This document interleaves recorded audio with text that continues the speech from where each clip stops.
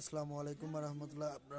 আপনারা জানেন আজকে বিএনপির বহিষ্কৃত ৮ নেতাকে দলে ফেরায় ময়মনসিংহ জেলা, সিলেট জেলা এবং সুনামগঞ্জ জেলা সহ কয়েকটি জেলা মিলে ৮ জন বহিষ্কৃত নেতাকে তারা দলে ফেরায়।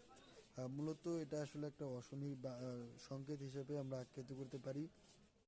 এই বহিষ্কৃত নেতারা এর আগেও বিভিন্ন চাঁদাবাজি, রাহাজানি এবং টেন্ডারবাজি সহ অনৈতিক কার্যকলাপে সরাসরি প্রমাণিত হওয়ার ফলেই দলটির কেন্দ্রীয় লিডার, বর্তমান চেয়ারপারসন জনাব তারেক রহমান তাদেরকে বহিষ্কার করে।